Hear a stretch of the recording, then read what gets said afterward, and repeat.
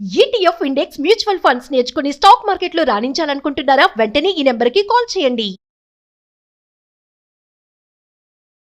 రమ్గారు సంక్రాంతి శుభాకాంక్షలు అండి. నీకు కూడా శుభాకాంక్షలు జయ. థ్యాంక్ అలాగే సుమన్ టీవీ ప్రేక్షకులందరికీ మకర సంక్రాంతి శుభాకాంక్షలు. మరి ఎప్పట్లాగనే పండుగ యొక్క విశిష్టత, మరి పండుగ రోజు ఏంటి, ఏం చేయాలి? మకర సంక్రమణం, సూర్యుడు మకర రాశిలోకి ప్రవేశించడం.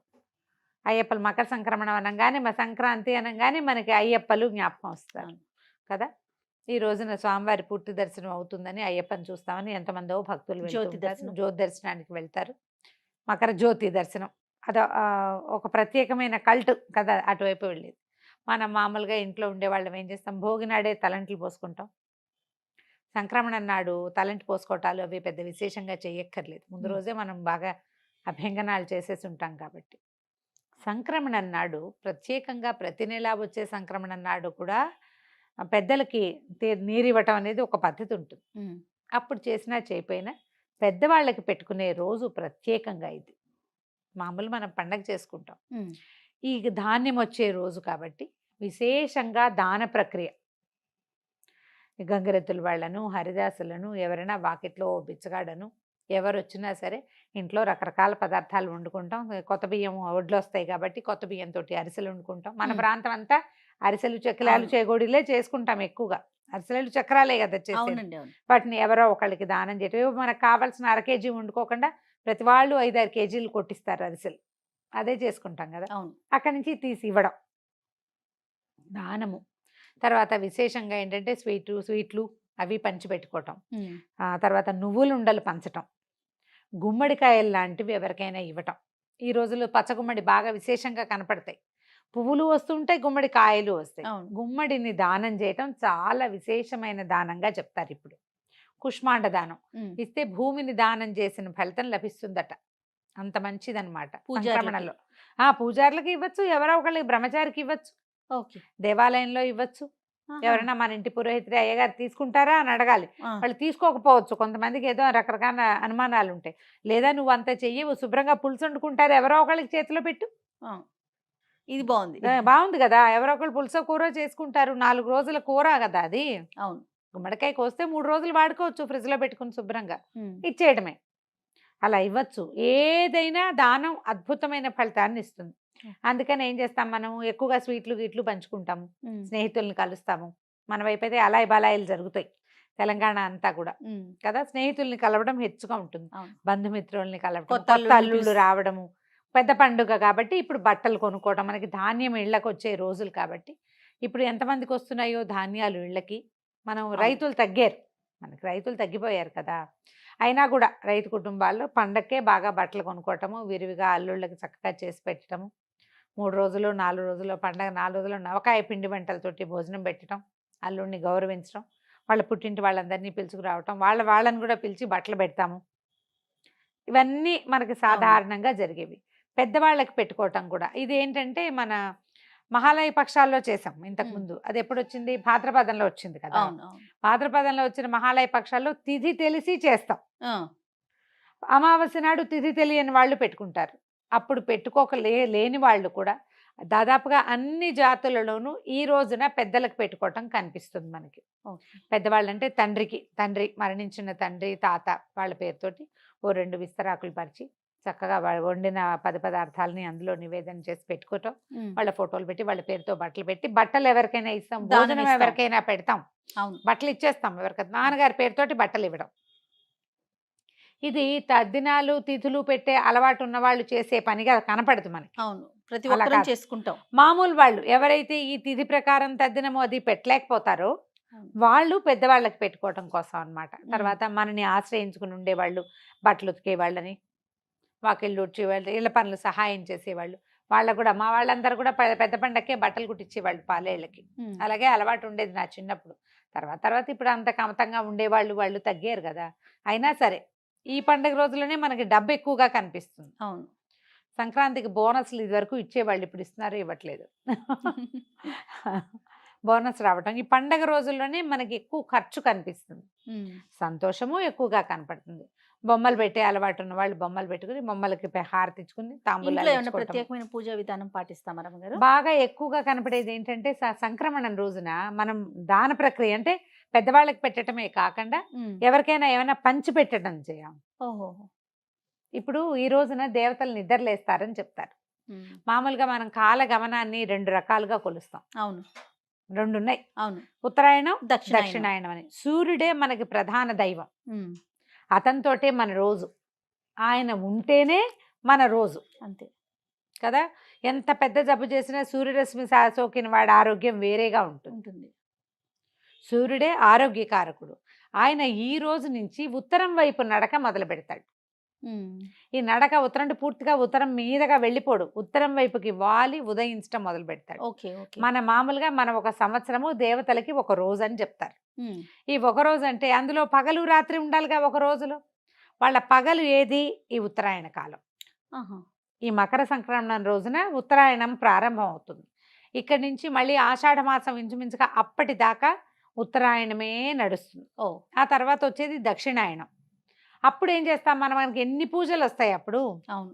ఎన్ని పూజలు, ఎన్ని రకాల నోములు, తర్వాత ఎన్ని ఉపవాసాలు, ఎన్ని స్నానాలు, ఎంత హడావిడిగా ఉంటుంది. అదంతా ఉపాసనా కాలం. ఇది ఇప్పుడు దేవతలు సంతృప్తి పడే కాలం అన్నమాట. వాళ్ళు నిద్ర లేచి చూస్తారు మనని. నువ్వు ఎట్లాంటి పూజా విధానం చేస్తున్నావు, ఎలాంటి దాన ప్రక్రియ చేస్తున్నావు, నువ్వు ఎట్లా సూర్యారాధన చేస్తున్నావు. దీని తర్వాత వచ్చేది పుష్యం, తర్వాత వచ్చేది మాఘమే కదా. అవును. సూర్యారాధనే. ఇది ఒక రకమైన సూర్యారాధనే ఈ రోజున మనం మొదలు పెడతాం.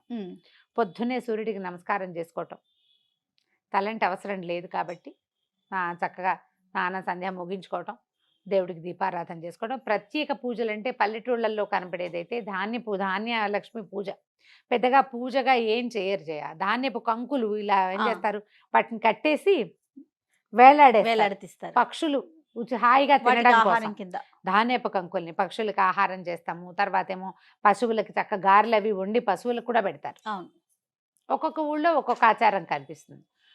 ప్రాంతాల వారీగా మారుతుంది కదా. ఇప్పుడు పాలు పొంగించే ఆచారము అది మన ఆంధ్ర ప్రాంతాల్లో కంటే, అంటే ఆంధ్ర తెలంగాణ ప్రాంతాల్లో కంటే కూడా కొంచెం తమిళనాడు బార్డర్స్లో అక్కడ కనపడుతుంది. తమిళియన్స్ చేసుకుంటారు కాబట్టి పాలు పొంగించి చెరుగడతో కలపటాలు అవి మనం చెయ్యం. పెద్దగా మనం చెయ్యం. ఒకవేళ అలాంటిది ఏదైనా ఉంటే దీంట్లో మనం ప్రధానంగా గుర్తుపెట్టుకోవాల్సింది ఏంటంటే పండుగలు విధానాలు మన ఇళ్లల్లోవి, మన ఊళ్ళల్లోవి, మన ఇంట్లో ఏం చేస్తారో అది, మన పెద్దలు ఏం చేస్తారో మనం చేయటం. మనం అమెరికాలో ఉన్నాం, ఆస్ట్రేలియాలో ఉన్నాం, ఆఫ్రికాలో ఉన్నాం పోనీ, కానీ అక్కడ మన పండగ వాళ్ళు చేయరే. అవును. మన పండగ మనమే కదా చేసుకుంటాం. అప్పుడు మన పెద్దమ్మ మన అమ్మమ్మ ఎవరో ఒకళ్ళకి ఫోన్ చేసి పండగ రోజున ఏం ఓ సంవత్సరం 2 ఏళ్ళు కనుక్కున్నారనుకో, 3వ ఏడాదికి మనకే తెలుస్తుంది. అంతే కదా. సోషల్ మీడియాలో ఫాలో అయ్యి వాళ్ళు ఎవరో చేసే విధానాలు మాత్రం ఫాలో అవ్వద్దు. మనం సంస్కృతిని సాంప్రదాయాన్ని ముందుకు తీసుకెళ్లాలంటే ముందు వెనక్కి చూడాలి ఒకసారి. ఎప్పుడు కూడా వెనకాల ఏది ఉందో చూసుకుని దాన్ని ముందుకు తీసుకెళ్తే ఎందుకు పెట్టారో కొన్ని మనకు అర్థం కూడా. గోల్డ్ ఈజ్ గోల్డ్ కదా రమ్మగారు. కొన్ని విధానాలు ఈ విధానం ఎందుకు వచ్చింది అంటే దానికి పెద్ద సమాధానం ఉండదు. మన ముందు తరాల వాళ్ళు కూడా చెప్పలేకపోతారు. ఇదే మన అలవాటు, మన పద్ధతి. వాళ్ళు చేశారు, మనం కొనసాగించటమే. కొన్నిటికి రీజన్స్ మనకు అర్థమవుతుంటాయి. కొన్ని ఎవరైనా పెద్దవాళ్ళు చెప్తారు. రీజన్ తెలియనివి మన ఇళ్లలో ఉన్నప్పటికీ, మన ఊళ్ళల్లో ఉన్నప్పటికీ అది మనం కొనసాగిస్తూ ఉంటే మన పిల్లలకి మన మూలాల్లో నుంచి ఎంతో కొంత విజ్ఞానాన్ని ఇవ్వగలుగుతాం. ఎన్నో కొన్ని విధానాలని మన పిల్లల జీవితంలో జీన్స్ పరంగా రావాల్సినవి వస్తూనే ఉంటాయి. అవును. ఆ జీన్ సైక్లింగ్ ఉంది చూసావా, దాన్ని దెబ్బతినకుండా ఉంచాలంటే ఈ రోజుల్లో ఇది తినాలి అని మన జీన్స్లో ఫిక్స్ అయిపోయి ఉంటుంది. అది డిస్టర్బ్ చేయొద్దు అంతే. దానికి మన ఊళ్ళల్లో ఎవరైనా ఫ్రెండ్సో చుట్టాలో ఎవరు లేరండి మాకు అంటారు. ఏ కజిన్సో లేకుండా ఎందుకుంటారు ఎవరికైనా. దానికి ఏం చేయాలి, మనం బాగా మానవ సంబంధాలు కాపాడుకోవాలి ఎప్పుడు. అంతే రమ్మగారు. ఎప్పుడు కూడా ఇప్పుడు మనం పండగ చేసుకోవాలంటే నువ్వే వండుకుని నువ్వే తింటే నీకేం సరదా ఉంటుంది. నువ్వు వండుకు తింటాం ఎందుకు, బయటకు వెళ్ళి కూడా తెచ్చుకు తినేసేయచ్చు. నువ్వే తినేటట్టయితే నలుగురితో పంచుకు తినాలంటే నలుగురు కలిసి చేసుకోవాలి దాన్ని. పండుగలు అందుకే కదమ్మా ఇంత విశేషంగా చేస్తాం. నలుగురిని కలవటం, స్నేహితుల్ని కలవటం, మనం చేసిన పదార్థాలు, మన ఇంట్లో చేసిన ప్రసాదాలు నలుగురికి పంచిపెట్టడం, మన సంతోషాన్ని ఇంకొకరితోటి పంచుకోవడం. అట్లా సోషలైజ్ అవ్వటం కోసమే పండుగలు ఇంత విశేషంగా చేస్తాం. ఇప్పుడు చూడు, ఇప్పుడు హైదరాబాద్ నుంచి బందరు, బెజవాడ, నర్సీపట్నం వైపు వెళ్ళిపోయే బస్సులు ఎట్లా విపరీతంగా వెళ్తాయో. స్పెషల్ బస్సులు వేసినా వేల కూడా కొద్దీ. చాలదు. అయినా సరే చాలదు, మనం అసలు రోడ్డు మీదకి వెళ్తే అక్కడికి చేరలేము, ఇంటికి రాలేము, ఆ పరిస్థితుల్లో చిక్కుంటాం. అందరూ ఊళ్ళకి పరిగెత్తాలనుకుంటారు, కోడి పందాలు వేస్తారు, ఇవో రకరకాల సరదాలకు చేసేవి. క్రమంగా అవి పెద్ద పెద్ద పందాలుగా పరిణమిస్తాయి అనుకో, అది వేరే కదా. మామూలు కుటుంబాల్లో ఏం చేస్తారు, అవును. అవంతా చేసుకోం కదా. చక్కగా ఏదో పప్పులు అనుకుంటాం, మంచివి 4 రకాలు, అందరం కలిసి నలుగురం కూర్చుంటాం. కలిసి ఒక చోట కూర్చుని కబుర్లు చెప్పుకుంటాం, వాకిళ్ళకి బంతి పూలు కడతాం, మామిడి మండలు కట్టుకుంటాం, వాకిళ్ళల్లో చక్కగా ముగ్గులు వేసుకుంటాం, గొబ్బిళ్ళు అవి పెట్టుకుంటాం. చుట్టుపక్కల దేవాలయాల్లో ఎక్కడైనా గోదా కళ్యాణాలు అవి జరుగుతుంటే వెళ్ళి అవన్నీ వింటాం. చూస్తాం, నమస్కారం చేసుకుంటాం. మన ఊళ్ళల్లో చేసే పండుగలు, మన పద్ధతి, మన విధానం, దాంతో ఏమవుతుంది, మన గుండెని అట్లా ఒకసారి తట్టి మనం ఇక్కడే ఉన్నామని ఒక సంతోషం, అంతే. అది సంవత్సరం అంతా వస్తుంది. మళ్ళీ సంవత్సరం మధ్యలో ఏ రకాల ఇబ్బందులున్నా ఈ వెనకాలన్న సందడిని తలుచుకుంటూ ఉంటే భయం లేకుండా ఉంటాం మనం. మన మోరల్ వెనకాల ఉన్న సపోర్ట్ గుంపు గుర్తొస్తా ఉంటుంది. మోరల్ సపోర్ట్ ఉంటుంది. అందుకని ఎప్పుడు కూడా పండుగలు ఒంటరిగా చేసుకోవద్దు. 2-3 కుటుంబాలు కలిసి ఒక చోట చేసుకుంటే పాత పద్ధతిలో అందరూ ఒకే చోట పండగ. రైట్. మీ ఇంట్లో దీపం పెట్టుకోవడం, వాళ్ళ ఇంటికి వెళ్ళిపోవడం, చక్కెర చక్కెర పొంగల్ చేసుకోవటం, అరిసెలు చేసుకుంటాము. మా ఇంట్లో సంక్రాంతి పండగ అంటే ఖచ్చితంగా చక్కెర పొంగల్ చేస్తారు. పైగా ఈ గోదా కళ్యాణం చదువుకుంటాం ఘట్టం. అవును. ఇంట్లో కళ్యాణం చేసే అలవాటు ఏం లేదు మా ఇంట్లో. ఆఖరి పాసురం చదువుకుని భోగినాడు చదువుతారు. పాసురం ఒకవేళ 28-29 రోజులకి అయిపోయింది అనుకో, అప్పుడు 30వ పాసురం పండుగ నాడు చదువుకుని ఆ పూట చక్కగా చక్కెర పొంగల్ చేసి పెడతారు, గారెలు అవి చేసుకుంటారు. ఎవరెవరి విధానాన్ని బట్టి వాళ్ళు. పండుగలు మనం ప్రధానంగా ప్రజలందరితోటి మమేకం అవ్వడం కోసమే వచ్చాయి. ఆ విధంగా సంక్రాంతి పండుగని ముందుకు తీసుకెళ్ళండి. ఎవరు చక్కగా కైట్లు ఎగరేసే అలవాటు ఉన్న వాళ్ళు కొన్ని Yes. ప్రాంతాల్లో వేస్తారు కదా, అవునవును. చక్కగా గాలిపటాలు ఎగరేసుకోవటం, పెద్దవాళ్ళకి నమస్కారం చేసి రావటం, అన్ని స్నేహితుల్ని కలవటం, ఇలా ఈ పద్ధతిలో పండుగని ముందుకు తీసుకెళ్ళండి. తప్పకుండా రమ్మగారు. మరొకసారి సంక్రాంతి పండుగ శుభాకాంక్షలు.